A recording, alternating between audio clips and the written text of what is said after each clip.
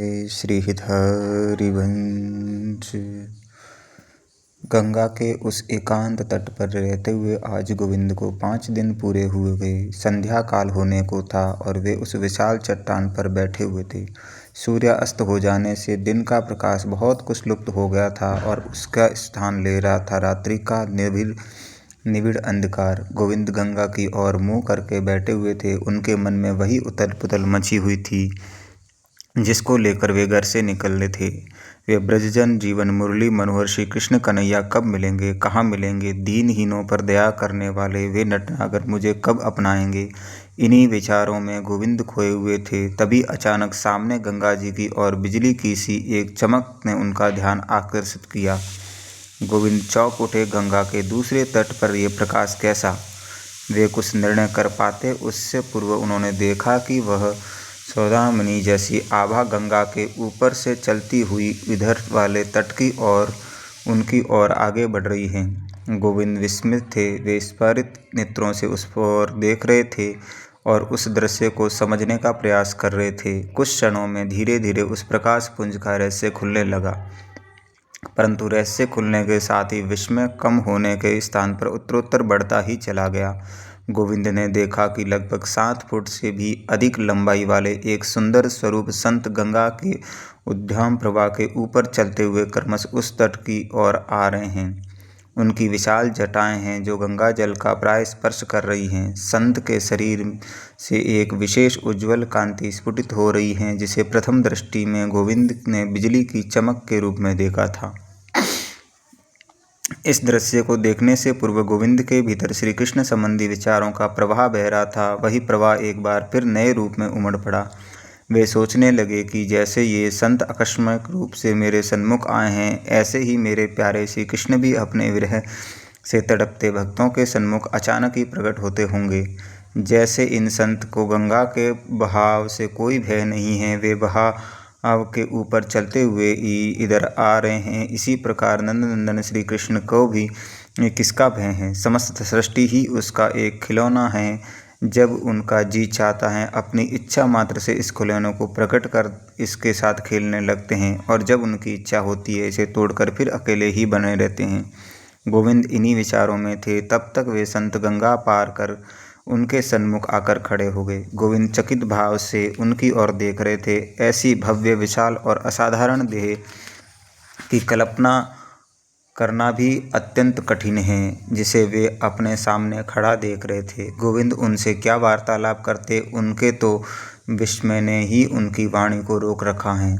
उन संत से परिचय पूछना तो दूर, गोविंद स्वयं अपना परिचय को भी भूल चुके थे। तभी दोनों के बीच इस नीरवता को भंग करते हुए उन संत ने स्वयं ही अपनी मेघ गंभीर वाणी द्वारा गोविंद से एक प्रश्न पूछा। कोई सोच सकता है कि वन प्रदेश में गंगा के सुदूर एकांत तट पर रात्रि के प्रथम पहर में एक किशोर बालक की उपस्थिति अवश्य ही जिज्ञासा का विषय है। अतएव उन संत जी ने यही पूछा होगा कि तुम कौन हो, कहाँ से आए हो, यहाँ क्यों बैठे हो इत्यादि। किंतु ऐसा नहीं है। उन संत ने जो प्रश्न पूछा उसमें उन स्थूल बातों का कोई संबंध नहीं था। ऐसे अपूर्व योगी इन उल्टे प्रश्नों को कैसे पूछ सकते हैं? उनकी दृष्टि गोविंद के देह पर नहीं थी, फिर देह संबंधी प्रश्न वे कैसे पूछते?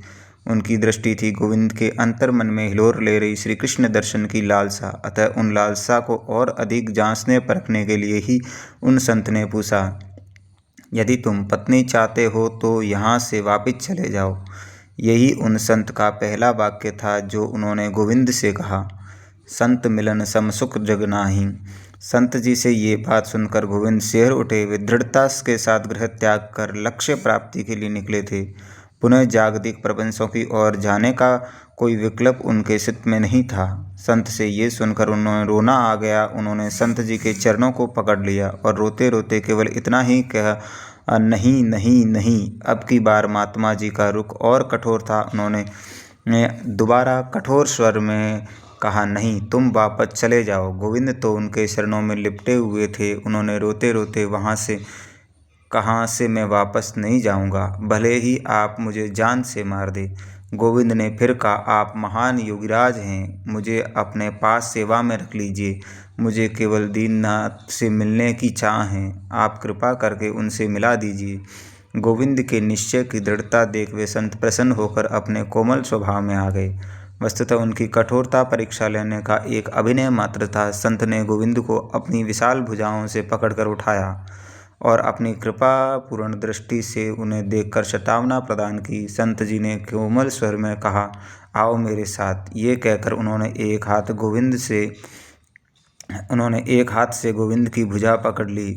उस समय गोविंद को ऐसा लगा कि संत जी के हाथ से विद्युत तरंग जैसी कोई ऊर्जा निकलकर मुझ में प्रवेश कर रही हो। वे संत उन्हें गंगा तट पर ले आए और गोविंद को जल में उतरने को कहा। संत जी उनकी भुजा को निरंतर पकड़े हुए थे। उनके आदेशानुसार मंत्र मुग्ध की भांति गोविंद ने जैसे ही अपना पैर जलधारा पर रखा तो उनके विस्मय का पारावार नहीं रहा। गोविंद ने अनुभव किया कि उनका पैर जल में डूबा नहीं, अपितु वे भी अब संत जी की समान जल पर चल रहे हैं। चारों ओर निस्तब्ध रात्रि का अंधकार था। ऐसे में उस निर्जीव एकांत स्थल पर उताल तरंगे वाली भगीरथी गंगा के जलधारा के ऊपर चलते हुए दोनों उस पार कर गए थे। गंगा का पाट वहाँ विशाल था। कुछ देर में ही दोनों गंगा के परले तट पर पहुँच गए। वह तट और अधिक वृक्षावली में सघन था। वहाँ गोविंद की भुजा छोड़कर वे बोले, तुम यहीं रुको, मैं अभी आता हूँ। ऐसा कहकर वे वन प्रदेश में भीतर की ओर चले गए। कुछ देर पश्चात जब वे लौट कर आए तो उनके हाथ में एक कंद था, जिसे उन्होंने गंगा जल में धोकर गोविंद को खाने के लिए दिया। वहाँ गोविंद को 5 दिन हो गए थे और वे दिन भर केवल 1-2 बेल खाकर ही रह रहे थे। इससे उनके शरीर में दुर्बलता आ गई थी, किंतु अब संत जी द्वारा दिया गया वह स्वादिष्ट कंद जैसे ही उन्होंने खाया तो न केवल उनकी क्षुधा शांत हुई, अपितु दुर्बलता भी दूर हो गई और उनमें एक नई शक्ति का संचार हो गया। महात्मा जी गोविंद को साथ लेकर उस निविड़ रात्रि में पहाड़ी रास्तों से चलते हुए आगे बढ़ने लगे। संत जी आगे चल रहे थे, गोविंद उनके पीछे। कुछ दूर चलने पर किसी चट्टान के चढ़ने के प्रयास में गोविंद का पैर फिसल गया। मोच आ जाने से उनके लिए पैर चल पाना अब संभव नहीं हो पा रहा था। ये देखकर संत जी ने अपने कंधे पर बिठा दिया। इस पहाड़ी यात्रा तय हुई। रात्रि का दूसरा पैर प्रारंभ होने पर गोविंद कुछ नींद सी आने लगी। ये देखकर संत जी ने एक उपयुक्त एकांत स्थान खोजकर उन्हें सोने के लिए कह दिया। प्रातः ब्रह्म मुहूर्त में दोनों ने झरनों में जल स्नान आदि किया। थोड़ी ही देर में उषा काल हो गया। भगवान भुवन भास्कर के प्रकाश से वन पर्वत आदि सभी आलोकित हो उठे। गोविंद ने देखा कि वह ऐसे स्थान पर हैं जहाँ चारों ओर ऊंचे ऊंचे पर्वत हैं। अब दोनों पर्वतीय रास्तों से ऊपर की ओर चढ़ने लगे।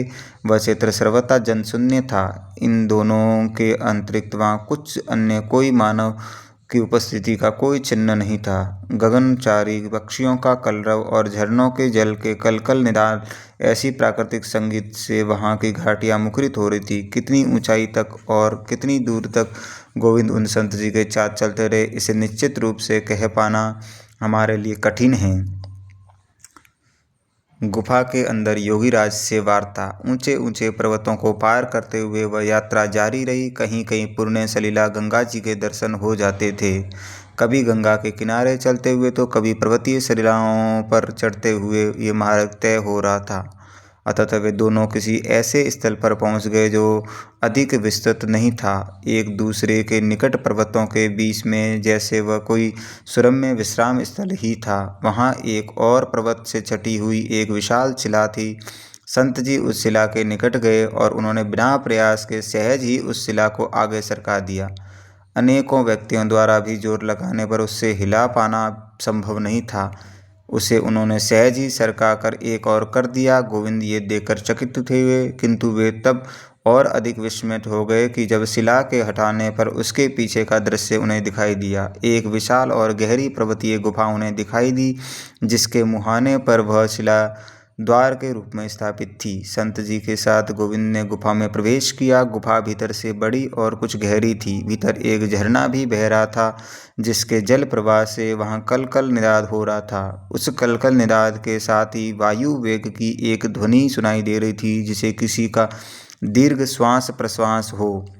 गुफा के भीतर संत जी गोविंद को उस स्थान पर ले गए जहाँ से ये वायु ध्वनि आ रही थी। वहाँ पहुँचकर वो जो दृश्य गोविंद के सन्मुख आया वह अद्भुत था। अभी तक की घटी घटनाएं, चलते हुए गंगा पार करना, विशाल शिला को सहज ही सरका देना इत्यादि घटनाओं से भी गोविंद उतने चकित नहीं हुए जितना कि उस दृश्य को देखकर। गोविंद देख रहे थे कि एक विशाल काय संत को, जिनकी देह पर बड़े बड़े बाल थे, वे संत आसन लगाकर ध्यानस्थ मुद्रा में बैठे हुए थे। उनके नेत्र बंद थे, भौहें के केशों नेत्रों पर तथा मुख पर इधर उधर फैले हुए थे। गोविंद ने उन संत का कई वर्षों बाद अपने शिष्य मंडली के सन्मुख जो वर्णन किया था, उसी के अनुसार आसन लगाकर बैठे हुए उन संत की उस अवस्था की ऊंचाई वहां लगभग खड़े हुए गोविंद की कुल लंबाई के लगभग बराबर थी। गुफा में व्याप्त झरने के कलकल के साथ जो वायु ध्वनि सुनाई पड़ रही थी, वह उन संत के श्वास प्रश्वास की थी। गोविंद के साथ आए हुए महात्मा जी ने उन बैठे हुए संत के निकट जाकर उनकी पीठ पर एक विशेष रीति से मालिश की।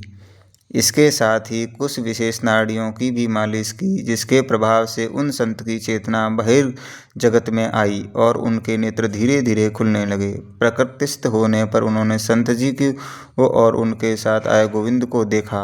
अपने मेघ गंभीर स्वर में उन्होंने संत जी से कहा, आ गए हो, इसे कहाँ से ले आए हो?